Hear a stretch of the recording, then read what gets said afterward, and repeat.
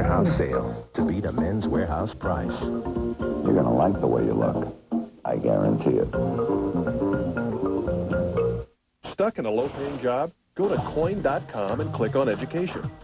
Find information on continuing education, financial aid, and much more. Use coin.com to increase your pay and academic potential. Sponsored by Pioneer Pacific College. Do you have the job skills and academic credentials necessary to qualify for the really good jobs that this high-tech new century will offer? Pioneer Pacific College can prepare you for a great career. Visit pioneerpacificcollege.com today. Years of technological achievements have made us what we are today. Jeep is the most award-winning brand of 4x4s of this millennium. So we're celebrating the next millennium with the Jeep Year-End Awards event, featuring a low $359 a month lease on the legendary Grand Cherokee Laredo, with the power and capability to drive you into the turns of the century and beyond. So get to the Jeep Year-End Awards event and see where a little recognition can take you. Check one out at your Jeep dealer. Oak Unlimited at Delta Park has one of the largest selections of oak furniture in the United States. She gave the world Little House on the Prairie, but her real life was more amazing than any of her novels. You've been given a gift. Beyond the Prairie, the true story of Laura Ingalls Wilder, CBS tonight.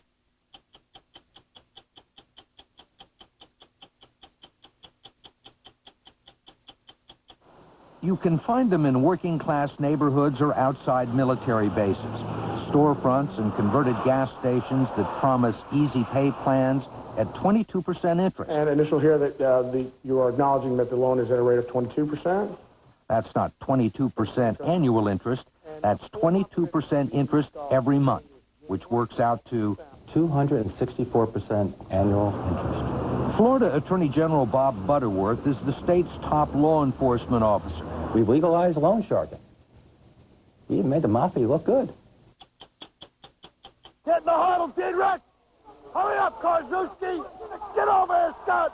If you had a son, would you want him to be a football coach? No, not a game for well-adjusted people. Fact is, he doesn't have a son, but he does have 3 daughters and a wife who says he's not an easy guy to live with during the football season. Let me read you what she said.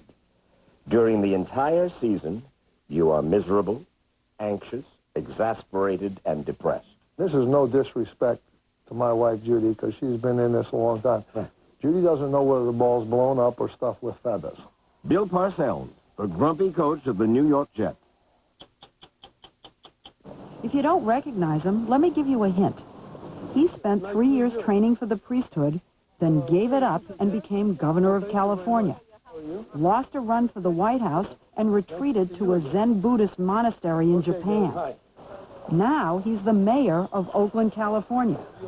Tonight, meet the new and at one and the same time the same old Jerry Brown. I'm Mike Wallace. I'm Morley Safer. I'm Ed Bradley. I'm Steve Croft. I'm Leslie Stahl. Those stories and Andy Rooney tonight on 60 Minutes.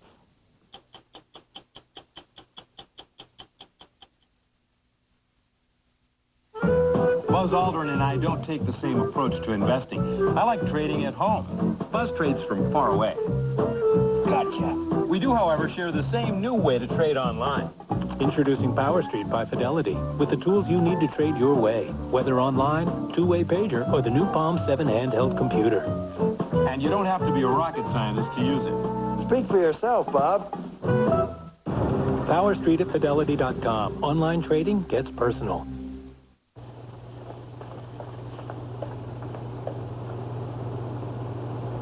Recently, a study of 110,000 men and women conducted at Harvard University found that drinking a glass of orange juice every day may reduce the risk of stroke by 25%. Evidently, the word is out. 100% pure Florida orange juice. Drink a glass every day. My business runs on long hours and a leave. I can't settle for those pain relievers that quit too soon. Just 2 Aleve are strong enough to work all day. I used to need 8 Tylenol to do that. There's a tool for every job. For tough pain, it's Aleve. Nobody does it like you. The new Hoover Steam Pack White Path sends hot water surging through 6 rotating brushes to stir up and pull out dirt others may leave behind. If you want clean, Hoover down. You want Hoover. The creators of Who Wants to Be a Millionaire want to put you in front of the Wonder Wall and send you home with $1 million. Winning lines coming to CBS Saturday. For the past few years, desperate people strapped for cash and tapped out on credit have had a new place to go for a couple of $100 or a couple of $1,000s. All they need is to own a car, put up the title as collateral, and be willing to make some very steep interest payments. How steep?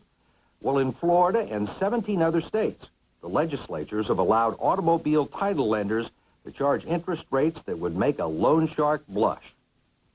You can find them in working-class neighborhoods or outside military bases, storefronts and converted gas stations that promise easy pay plans, never a credit check, or cash in 15 minutes. How you doing today? All you have to do is walk in, sign over the title to your car, and give them a set of keys in case you fall behind in the payments. They'll loan you 1/3 of the book value of the car at 22% interest. And initial here that you are acknowledging that the loan is at a rate of 22%? That's not 22% annual interest. That's 22% interest every month, which works out to 264% annual interest. Florida Attorney General Bob Butterworth is the state's top law enforcement officer. He says it's both a bad deal and a bad law. We've legalized loan sharking. We even made the mafia look good. What do you mean? Well, I don't believe the organized crime was charging this much money. I don't think Louie in a back alley was charging this percentage rate. And you didn't have to give your car title. You only left your knees as collateral, that's all. And the people who are paying these exorbitant interest rates are often the people who can least afford it. People like Sherry Bradford. Did you know that the interest was 22%? I thought it was annually. Thought it was 22% a year. Mm-hmm. Sherry and her husband Bo Leeds had to borrow money to pay legal expenses in a child custody case. So they put up their 1987 Thunderbird and borrowed $400. All we could afford to pay was just the interest on it, because the interest was $88 a month. And I told him, I said, we're never going to get this paid. And we got behind because of some circumstances, and they repossessed the car a year later. It cost them hundreds of dollars just to get their car back so they could continue paying the $88 a month in interest. Did you ever sit down and total up how much money you paid them on the $400 loan? $1,246. On a $400 loan? On a $400 loan, and I still owe them $330. If someone's car is repossessed, can they get it back? You have to pay the loan, all the interest, probably a towing charge, probably a storage charge, probably an administration fee, or whatever else. That's what usually ends up happening. So you have to go back and borrow more money, and they'll be glad to loan to you at 264% a year. But some people never get their cars back after they've been repossessed. That's why Sinette McKnight is walking these days. She thought that she'd paid off her loan. She even got her title back. But then one day her car disappeared. The title loan company had sent the repo man, claiming she still owed $200 in fees. I say, I'm willing to pay you if I owe you some money, you know. So he was like, well, we don't want your money, we want your car. And what? He told me they didn't want my money, they wanted my car. Did you get it back? No, I did not. They stole my car. It's difficult to say how often this kind of thing happens or how much the industry rakes in, because there's no statewide regulation, even though just a few months ago, there were more than 1,000 title loan shops just in Florida. It is probably the fastest growing so-called business in the state of Florida. So-called business? I don't call this a business. I call this just flat out stealing. A racket. A racket. Attorney General Butterworth says if you charge more than 45% interest in the state of Florida, it's criminal usury, a felony. But in 1995, the Florida legislature passed a bill exempting the title loan industry from the usury laws. What do you think of this? I personally believe that this is the worst piece of legislation ever passed by the Florida legislature. So how did it happen? It slipped through the legislature in 1995 in the rush to adjournment, one of 145 votes taken on that day at the end of the session. Orlando Representative Bill Sublette regrets that he was one of the legislators who supported it. How did you end up voting for this bill? Well, you didn't know what it said. Ironically, I think I speak for the entire Florida House at the time, and universally, without exception, Each of those members had said that they had no idea what they were voting on or what was being pushed through that day. Pushed through, Sublette believes, by some well-connected and well-paid lobbyists who are experts on maneuvering legislation through the process without attracting attention. One of the lobbyists was Don Tucker, a former Speaker of the Florida House of Representatives who actually wrote the law in Florida and 3 other states. Tucker and Mike Coniglio, the president of the Southern Association of Title Lenders, sat down to try and explain the business to us. Well, it's an alternative lending source that's really designed for people that have very difficult credit that cannot get loan products from a traditional mainline bank, savings and loan, or credit union. There's no question that you can legally charge. I mean, morally, ethically, do you feel comfortable charging 264%? I feel no moral compunctions about this. We're not doing anything wrong. Here you're talking about a situation where someone has to come in, they turn over their car, they turn over to the title of the car for 1/3 of the value. And if they don't pay the 22% a month, they can lose that vehicle. That's true. If they don't pay the 25% a month, they can lose their vehicle. If people don't pay their mortgage, they'll lose their home. Sometimes people make bad credit choices. I personally think 22% is high for me. I wouldn't want to do that. But there are other people who choose to do that. Well, there are other people that may have to do it. I'm not so sure it's a choice. Most of the people that we've talked to are desperate. There's no place else for them to go. Exactly. You make the point. The point, Tucker says, is that banks won't lend money to the kind of people who have to borrow at title loan shops. And they pay a premium for the convenience of a short-term, easy-to-get, no-questions-asked loan. Mike Coniglio rejects the idea that the borrowers don't know what they're getting into. The document that they signed, if they signed a proper document by a proper operator, will say it's 22% a month and they have to initial next to it. Then it will say the annual percentage rate is 264% in bold letters, and it has to be blocked off and made noticeable to the borrower under federal regulations, and we abide by those. So that's a case of borrower's remorse. Well, clearly, these were remorseful borrowers. People in the title loan industry say they're very specific and very clear. They tell you that the interest rate is very high and that you may lose your car if you don't pay. No. They tell you that you're going to get this thing paid off in no time flat. Time at all. And anytime you need any extra money, they're your friend. I went to the title loan place, and the guy, he got the title, he looked at it, he punched some numbers in the computer, and out came a receipt and a check. And he said, sign here, and I'll give you a check. How much did he give you? $500. Paul Christie lives on $600 a month in Social Security disability payments, and he needed cash for his wife's medical bills. So he signed over the title to his 15-year-old pickup truck. After a year and a half and more than $2,000 in interest, he had to borrow more money just to keep up. You're still owing money on the loan? I still owe them $612. The industry says the high interest rates are justified because of the high-risk nature of their loans. About 10% of them have to be written off. Our past due accounts and our repossession accounts are 10 times that of a General Motors Acceptance or Ford Motor Credit. And our rates are not 10 times their rates. So we have 10 times the risk if you look at it in that fashion. But you got their car. We don't have their car. First of all, we have... You got the title to their car. Which is only part of the battle. Very often we've had a large number of them that have gone ahead and committed fraud against us. You've got their car. And it's not like you're paying top dollar or lending top dollar. You're only lending them a third of the Blue Book value of the car. So where's the risk? The risk is, first, no repayment, flight, or leaving the area in difficulty in repossession of the car. And that's part of the reason that the rate needs to be that high. Well, we call that here in the South heifer dust. The most secure loan in the state of Florida is a title loan. But what upsets some people even more than the high interest rates and the business practices is the reputations of some of the people involved in the business, like Alvin Malnick, who owns Title Loans of America, the largest company in the industry. For the last 3 decades, federal law enforcement officials have identified Malnick as a top associate of organized crime figures. Alvin Malnick declined to talk with us, but we did talk with the president of his company, Bob Reich. What's it like working for Alvin Malnick? You know, I knew you were going to bring that up. You probably want to know what Al Malnick is like and whether or not he's a member of the mafia, right? I'd like to interview him.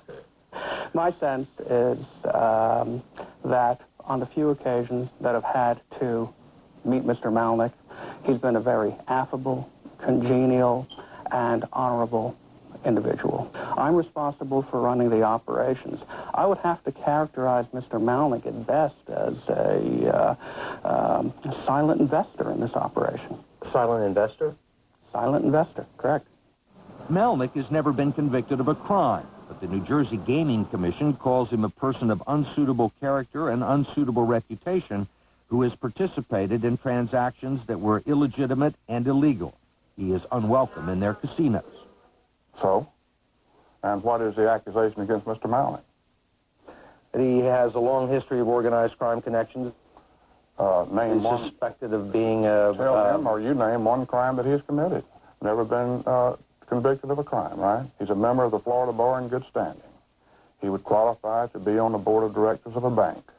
He would qualify to be in any other business in Florida. Why isn't he allowed to go into casinos? I have no idea. Casinos have a different kind of regulation than banks and other things do. They get people by association. For example, I represented murderers when I first started practicing law, but I'm not a murderer. But Alvin Malnick and Title Loans of America are not the only title lenders in the state with a questionable reputation, according to State Representative William Sublette. There's a fellow named Michael Gauss, who's affiliated with a company called Cash for Titles, who was just recently indicted for money laundering and for violations of the security laws of this state. The owner of Cash for Titles, Charles Homa, has had a civil suit brought against him by the Securities and Exchange Commission for money laundering and for securities fraud as well. 25 Florida counties have taken independent action against the title loan companies, passing local ordinances that cap interest rates at 30% a year. And many operations are closing their doors. But that hasn't necessarily helped people in Jacksonville, where some title loan companies simply move their accounts across the state line into Georgia, where they can charge 300% a year. What are you going to do? This is the last month I can pay. And I was telling my wife this morning, I said, I don't know what we're going to do for transportation, but I'm just not going to pay these people no more. The Florida Council of Churches has called the title loan business a moral outrage. The U.S. Navy has testified that so many of its young sailors are worried about their cars being repossessed that it's adversely affected the military preparedness of the nation. Virtually every consumer group in the state is lined up against the title loan industry. You've got all these do-gooders out there in the world who are saying, oh, gee, this is terrible what these people are doing. And so they think they know better than all those people out there. That's the typical attitude of that type of person. I know better for you than you know for yourself, so let me keep you from doing what you want to do because you're too stupid. That's wrong. And that's the way too many of these people think. Add to that list of do-gooders the entire Florida House of Representatives, which voted 115-0 to repeal the title loan legislation that it passed 4 years ago. It was blocked in the state Senate, and the title loan law remains in effect. That's outrageous. And that's a sad commentary on the Florida political process and the Florida legislature. And I won't defend that. It's inexcusable that it is still on the books. The title loan industry is offering to negotiate that 264% annual interest rate down to something closer to 100%. As for Paul Christie, who still owes more than $600 on that old truck, following our interview with Bob Reich of Title Loans of America, the company has offered him a settlement.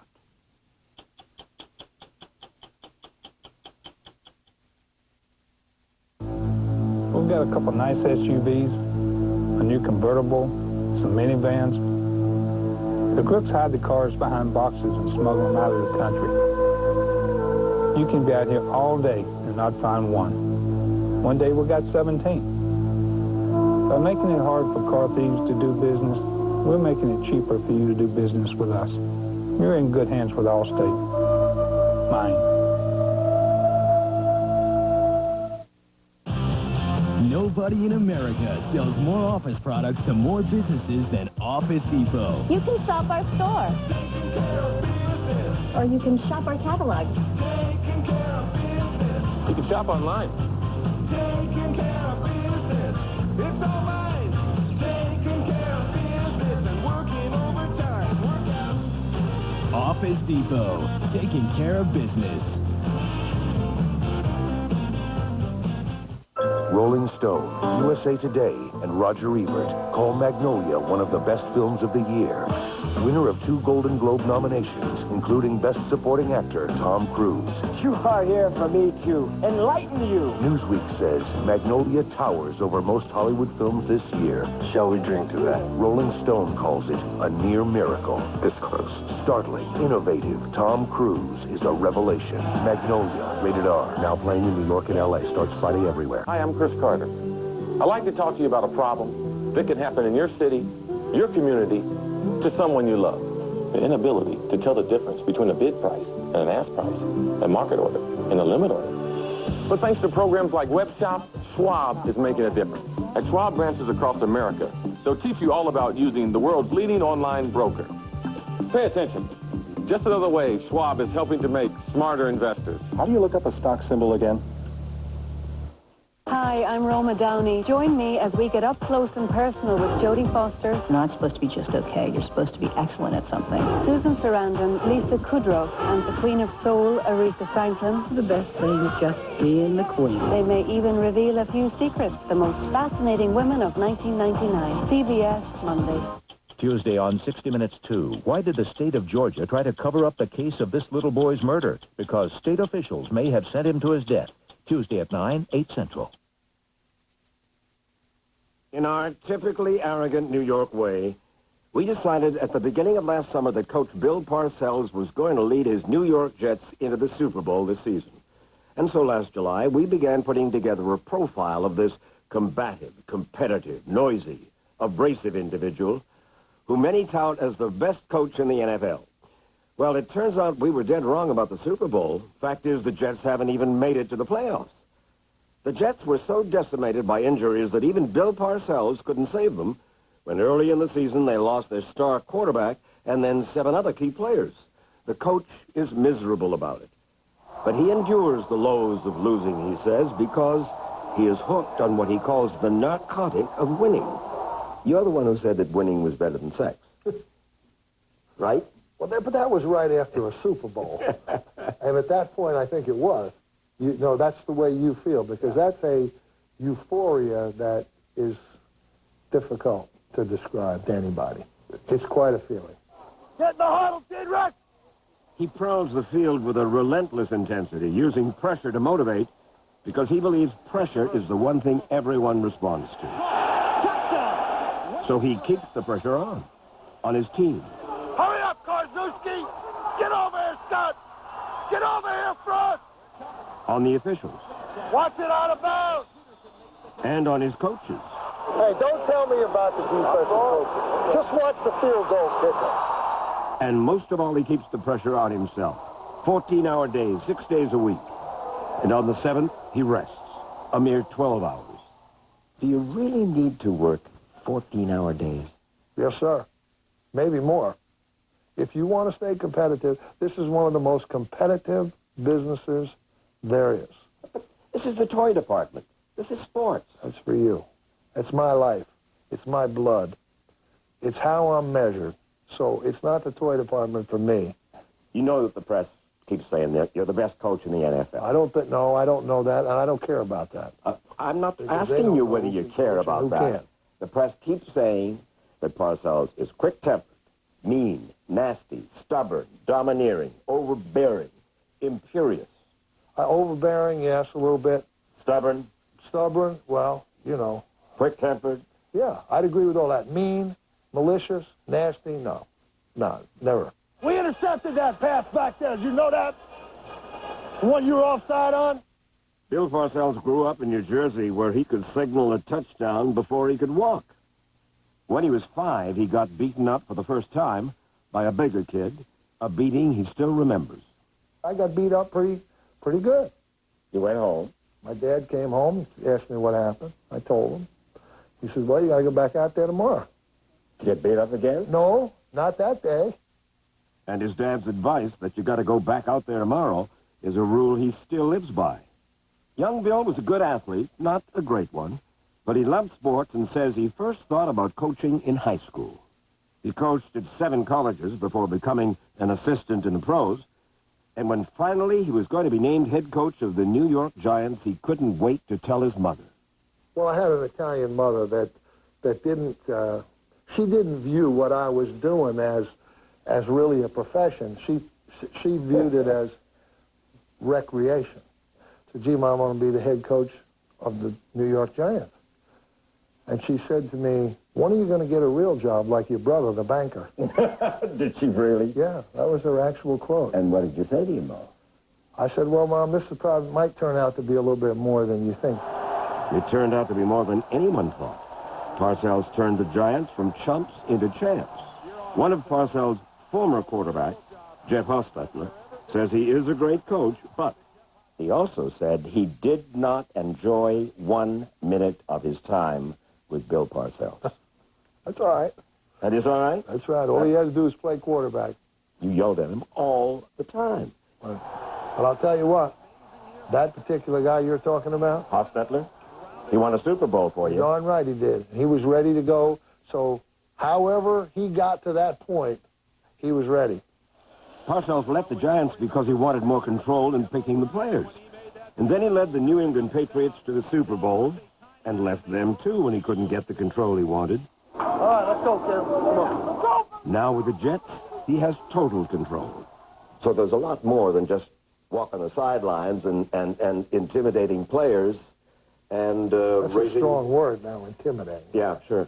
And raising hell with the press. I'm not raising hell with them. Take a look at this. After a victory, Porter asked you if you had out-coached the opposing coach. Yeah. Oh, give me a break with that dumbass question. That's a dumbass question. Give me a break with that crap. You don't know what you're talking about. You're a jerk. The poster boy for good nature. Well, he's asking me to talk in a detrimental way about someone who's in my profession. And I don't want to do that. Cut it up in there, or I'll get me another punt return. I don't really give a Yeah, that's right. That's what you're going to be doing Sunday when we go to Seattle. You're going to be watching a game in New York on TV. What excuses do you accept from your players? Well, I'm not really in the excuse business. Don't tell me about the pain. Don't say this one. You put it in your book. I know, but... Page 103, quote, we have this expression, don't tell me about the pain, show me the baby. Now, I know that... That's only in the context of football. Yeah. You know, let's get the job done here. I don't want to hear about the process. That goes for his star quarterback, Vinny Testaverde. We talked to him just before Vinny's season-ending injury. Oh, Vinny, come on. God damn it. What the hell's going on with you? Is he ever satisfied? I have to laugh because he's never satisfied, you know. You just need to keep getting better and better, and I think when it's over, that's when he's satisfied. But until then, no. Brian Cox again, wreaking havoc in the backfield. Defensive leader Brian Cox, hobbled for much of the season, told us Parcells manages to find a personal way to motivate each player. Late last season, he put a gas can in Cox's locker with a note asking, is there any gas left in your tank? And he wanted to know if I was out of gas last year. I'm not that old. Really? And he was serious about it? He was very serious. I mean, he's the biggest jokester on the ticket. Merced Junior College, what do you got to have to get in there? 98.6 body temperature? You just got to be breathing and walking? Most of his players, like star receiver Keyshawn Johnson, are devoted to him, even though Parcells is a nagging perfectionist. One former player said, if Parcells were named king of the world on Sunday, he'd be miserable by Tuesday. I don't think he's happy unless he's mad, you know. Have you ever met people that like to be miserable? He's one of those people. He likes to be miserable. He likes to be miserable. No one knows that better than poor Judy Parcells, who's been married to him for 37 years. I talked to your wife, Judy. Let me read you what she said. During the entire season, you are miserable, anxious, exasperated, and depressed. Why? Well, first of all, and this is no disrespect to my wife, Judy, because she's been in this a long time. Yeah. Judy doesn't know whether the ball's blown up or stuffed with feathers, okay? But right now, she'd be accurate in her assessment. And this is because things from time to time get beyond your control. That's right. Get off the field! Get off the field! How does Judy stand it? You must be a real pain in the back. First of all, I'm never there. You know, at one point in time, she had 3 girls to take care of. Who didn't know their father as well as they might have liked to. Probably, yeah. I would say retrospectively, that's something I don't feel that good about myself about, but... Well, somehow they turned out okay, They turned out okay. The dice just... No, the dice didn't. Judy did. Well, yeah, that's right. You're right. How hard, really, Judy, is he to live with during the season? It's tough. He kind of shuts everyone out. Not on purpose, but I understand that his mind is always on football, and I try to leave him alone and not put any pressures on him during the season. And football has made Parcells a wealthy man. Good job, defense. His Jets salary is $2.5 million a year. He makes another $1.5 million working just 10 days a year, making commercials. Ruben, on a Sunday afternoon. It's one of your basic moves. You got to roll wide, and you got to be smooth. He's a fine dancer, too. You wrote that anything worth achieving comes at a price. The gods have their price. You want it, you're going to have to pay for it eventually. So what price are you paying? I think I've paid a physical price. Go. After winning his second Super Bowl, Parcells had heart bypass surgery brought on in part by the stress of his job. After surgery, he stopped smoking. Now he says he eats less, drinks less, exercises more, and that he is almost mellowed. Watch the concern he shows for a player who had just thrown up. Barr's got a little flu. Yeah. He all right? Tell him to throw up on his own time. If you had a son, would you want him to be a football coach? No. Really? Not a game for well-adjusted people. I'd rather him be a little better adjusted than that. You call yourself a narrow guy. What does that mean? My entire life has been spent thinking about this game.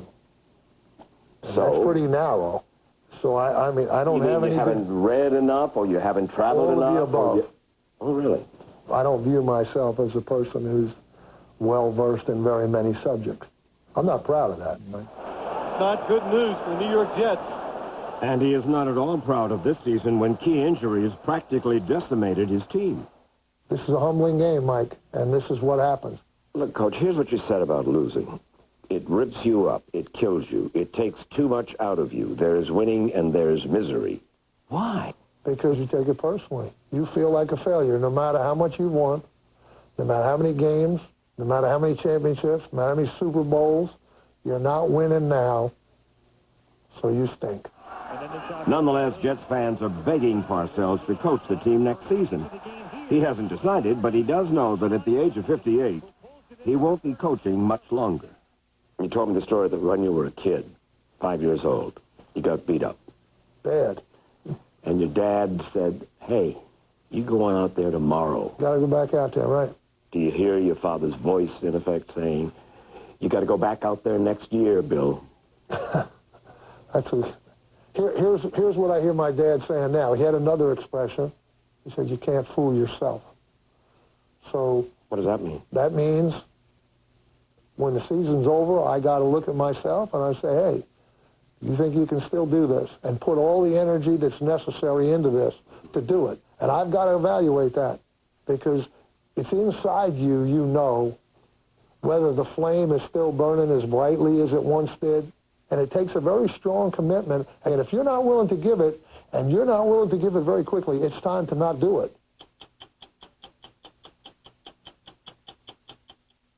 You know, I bet I drive more than a race car driver. Of course, I only go a few hundred feet. You can tell a lot about someone from the inside of their car or truck. Like how tall they are, or the other things they'd rather spend their money on. Hang on, Roscoe. Our lifetime guarantee means you'll never pay twice for any covered repair. GM Good Range Service Plus is for life. Having a family vehicle you can count on is important. For people and for alligators.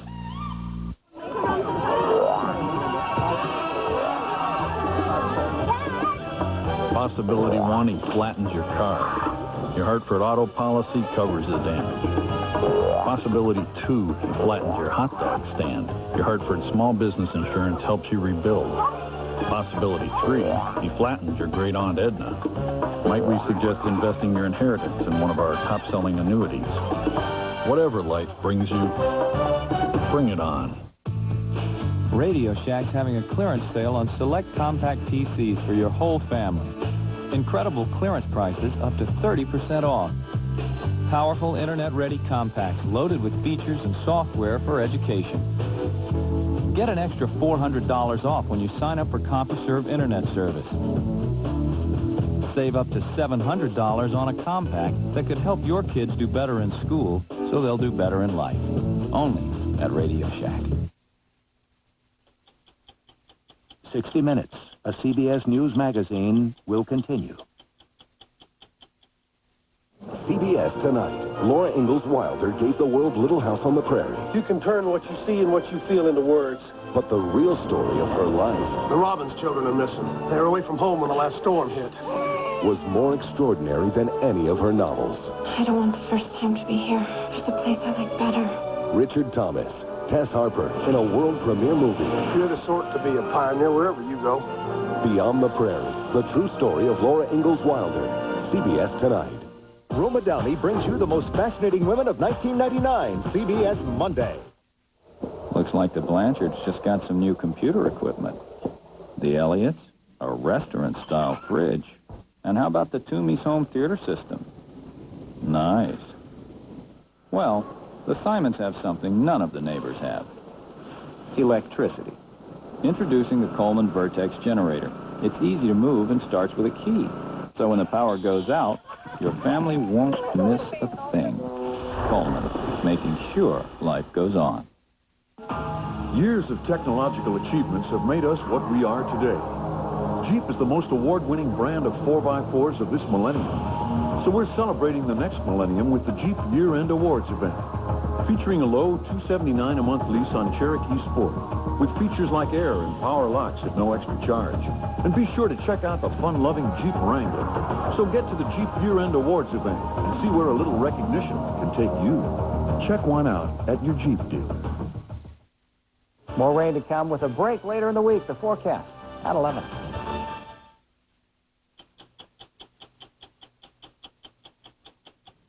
Who ever heard of a politician seeking lower office? Well, who ever heard of a politician like Jerry Brown, the man who spent 3 years training for the priesthood, then became governor of California, the man who ran for president, then retreated to a Zen Buddhist monastery in Japan, the man who ran the California Democratic Party, then left his job and his party, has reinvented himself yet again, this time as mayor of Oakland, California, a city where minorities are the majority. Oakland is a pocket of urban poverty amidst the prosperity of Northern California. What better place for an old 70s liberal looking for a comeback?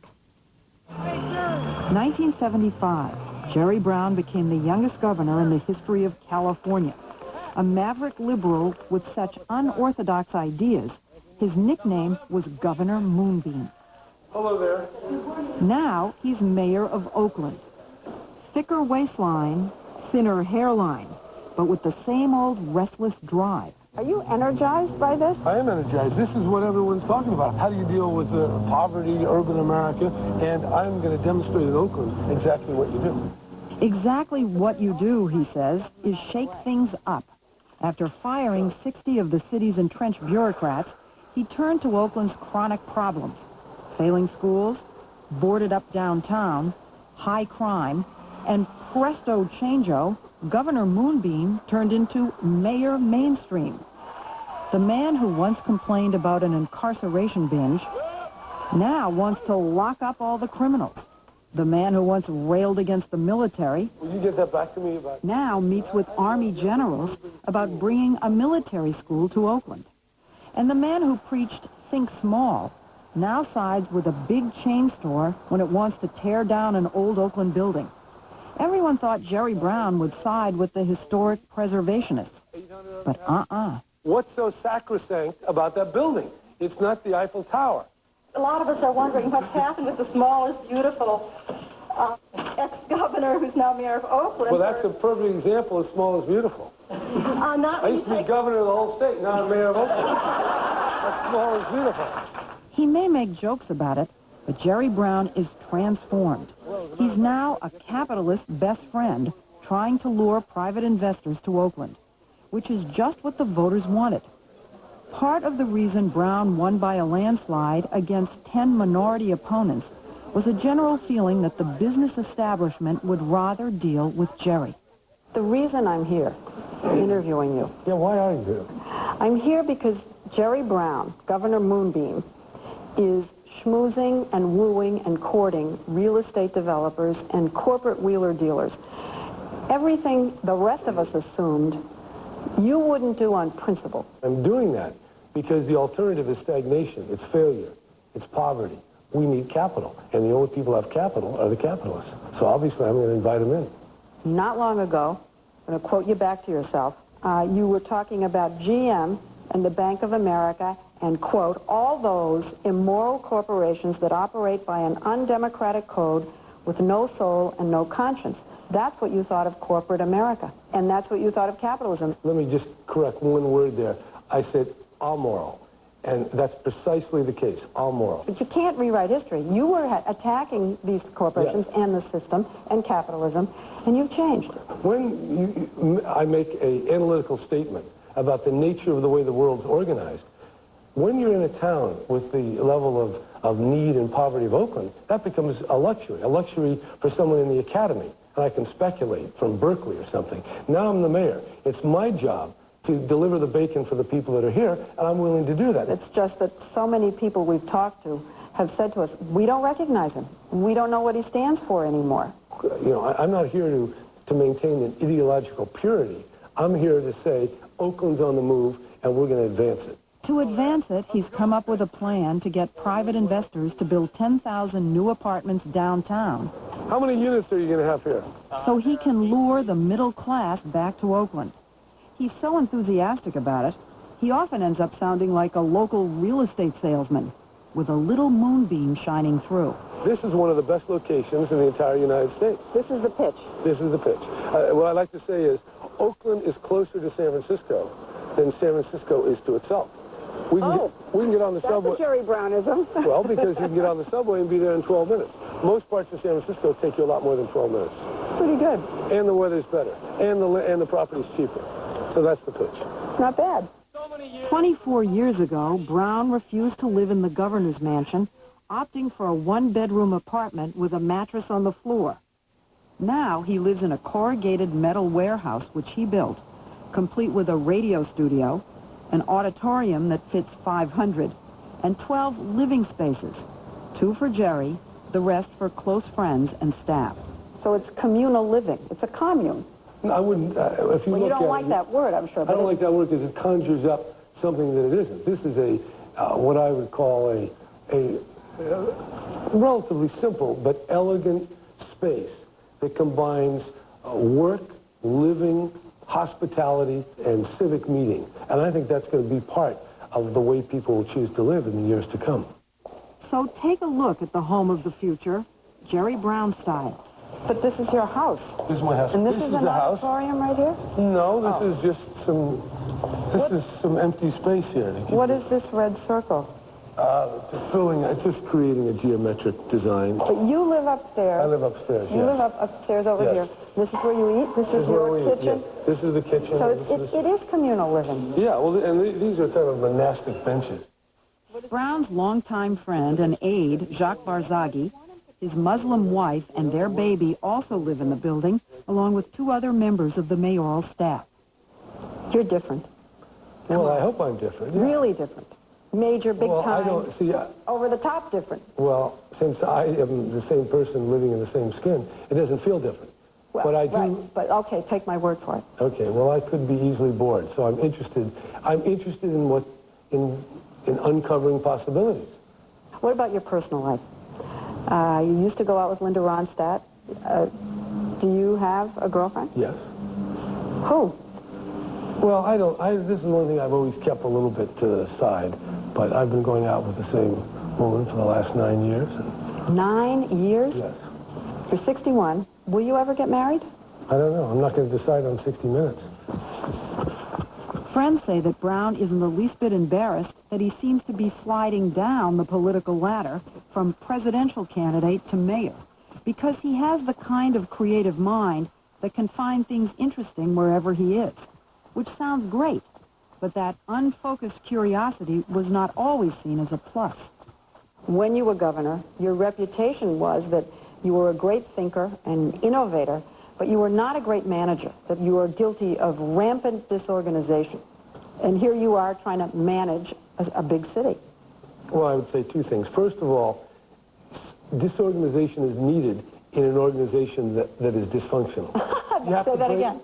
I said disorganization is needed in an organization that is dysfunctional because it's just repeating and embedding what isn't working. So you have to break it up.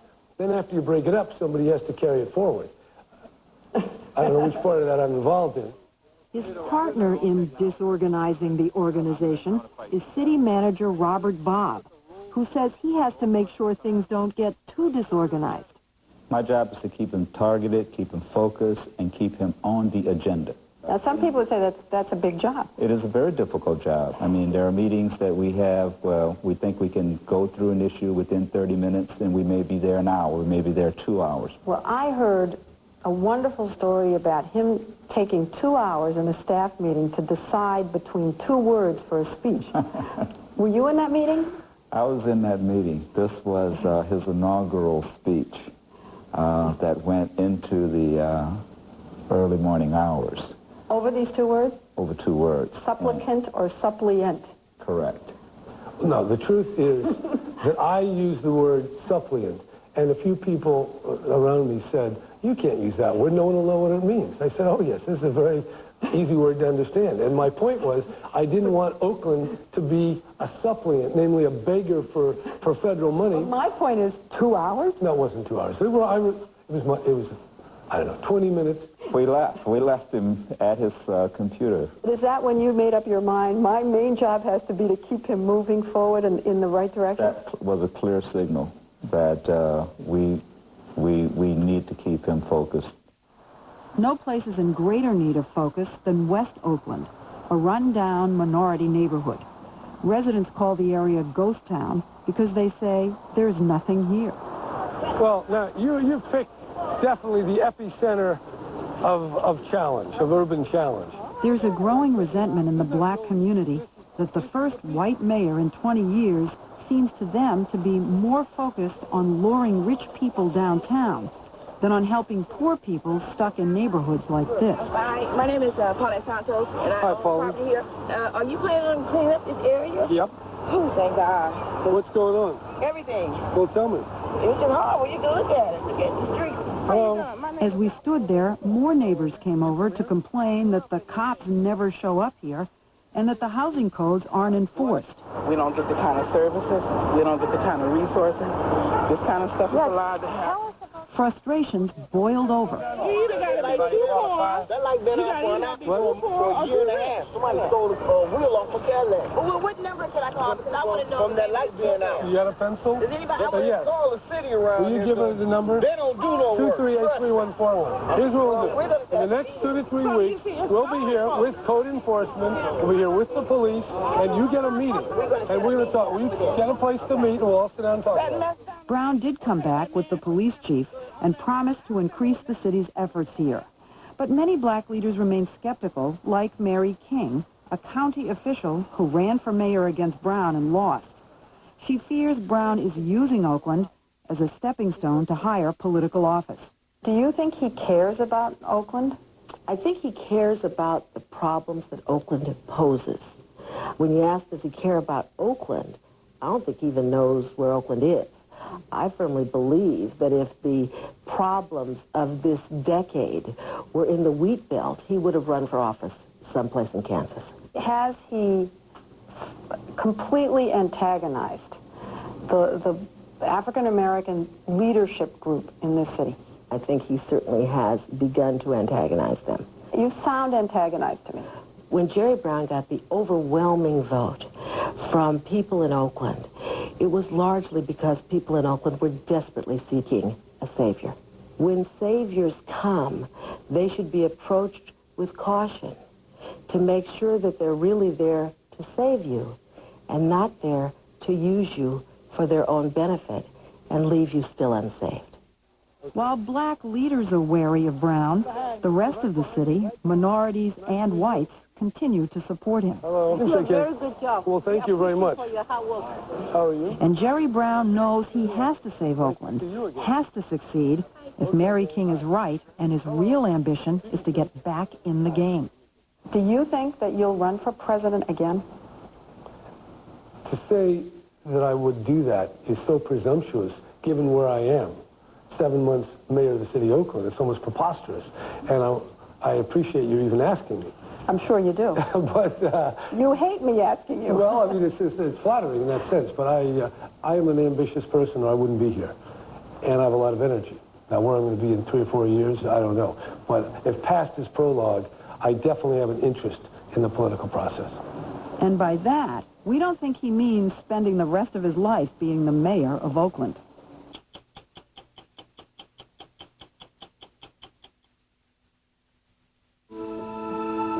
I want to thank the people at the food bank for all the food you've been bringing me, especially the tangerines.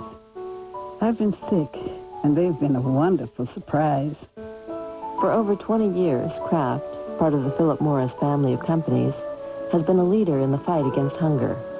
After all, who's better suited to feed the hungry than America's largest food company, working to make a difference?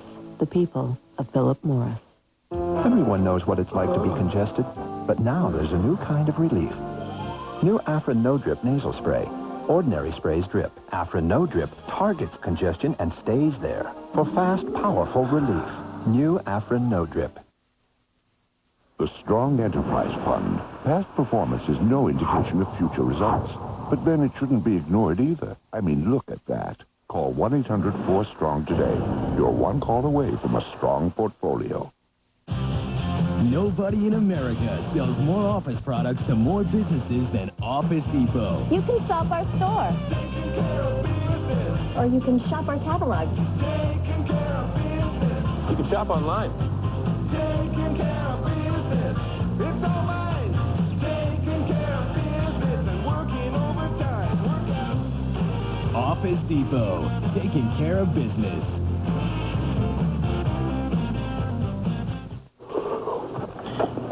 Good morning. Ow. Who said that? Hey, right up here, next to this poor neglected jug of orange juice. You're a leftover ham sandwich. That's correct, and don't you realize that the American Cancer Society says foods like Florida orange juice may help in the fight against cancer? The American Cancer Society says that? How do you know all this? What else am I going to do? I sit up here and I read the labels. You know, the light goes on, the light goes off. That's pretty much my day. 100% pure Florida orange juice. Are you drinking enough? Ooh, Y2K is coming. Sell the house. Build the bunker. No matter how you're starting the new millennium, Are we out of powdered fish? there's one thing you can always count on. CBS, the comedy broadcasting system, will be on the air with the best night of comedy on TV. King of Queens, Ladies Man, Everybody Loves Raymond, and Becker. Pick it up, bunker boy. I'm losing the picture. CBS Monday night, comedy for the next 1,000 years. What's the best thing about today, Andy? The best thing about today is New Year's Eve is over and we can stop having a good time. When I was thinking of what to do tonight, it seemed as if I ought to have something serious to say on this first Sunday of the new millennium. I have this good time on this good program. I shouldn't waste it tonight on something trivial, even if trivial is what I do best. There have been serious predictions that this glorious civilization we enjoyed in the 20th century could come to an end. It happened to the great Roman and Greek civilizations 1,500 or so years ago. If Western civilization does come to an end in the next 1,000 years, it won't be because the things we believe in, things like liberty, freedom, and democracy, are untrue. It'll be because too many people grew up not understanding how true those things are. This is a time here at the beginning when we should be optimistic about the future, because it's nicer than being pessimistic, and there are plenty of reasons to be optimistic, too. One reason to be optimistic about the future is because of our past. We don't have to start from scratch. The great people who lived in the ages before have provided us with a base to start from. We can proceed from there. All we have to do is add to what they've done and perfect what they gave us. You have to feel insignificant in relation to all the great people who lived hundreds, even thousands of years before we did and are gone forever. Makes me quiver. For example, Pythagoras worked out that deal about the hypotenuse and the sides of a triangle way back in about 600 B.C. It was only a little more than 100 years ago that Thomas Edison came up with a light bulb. But we don't have to waste our time fooling around with either of those. They're a done deal. Young inventors can work on new things that'll make our lives better. There is one area where we haven't made as much progress down through the centuries as we have with old plumbing fixtures, airplanes, or automatic garage door openers, and that's with human nature. It wouldn't hurt if we could improve certain parts of what we're like and how we behave. Maybe the drug companies could come up with a pill that would cure us of the evil in our nature.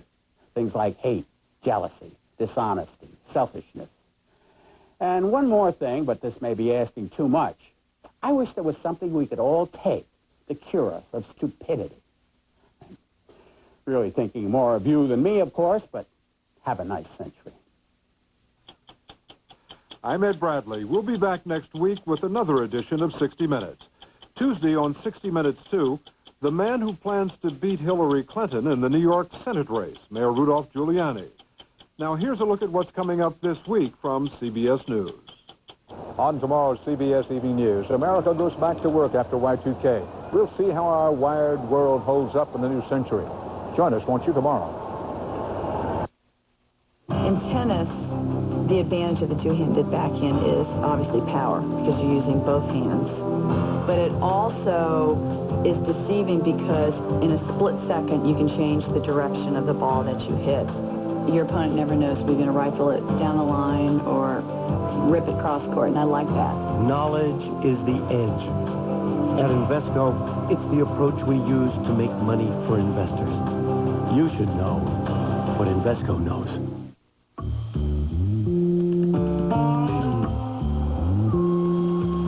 I want it to be a new way of looking at things. I want it to be larger than life. I want it to be a customer magnet.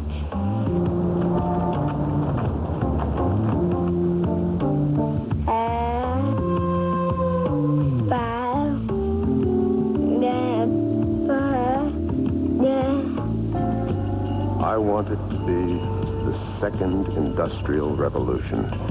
It should transport me wherever I want to go and take me back to where I came from. I wanted to level the playing field. Nortel Networks is building the new high-performance internet to be whatever you want it to be. So tell us, what do you want the internet to be? A cash cow. Come together right now over me. I'm raising my stock to buy. This is a stock to avoid. In this stock market, there's no room for uncertainty. The company announced what we do is we produce advice. That is our primary product. This is when the work we do means the most. I dig beyond the surface. What's going on behind the scenes? Take advantage of all that Prudential has to offer. A dollar sale. We have the technology, we have the savvy, we care. Invest with an edge. Invest with Prudential. For news 24 hours a day, CBS.com on the Internet and on our interactive partner, America Online at keyword CBS News. When families are in crisis, I have those my kids. How much are you willing to sacrifice to continue fighting? these attorneys will do whatever it takes to get justice. You want me to size up every client and see who's naughty and who's nice? That's not being a lawyer. That's being God. Family Law returns January 10th. The man who brought us Hill Street Blues, L.A. Law, and NYPD Blue is about to make history again. Those kids depend on us. Shouldn't those kids be dependent on you? Blair Underwood, Vivica A. Fox. She's got a belly full of blood and she's still bleeding. Try some lidocaine and pray. City of Angels premieres CBS Sunday, January 16th. Experience CBS News. Okay, let's go.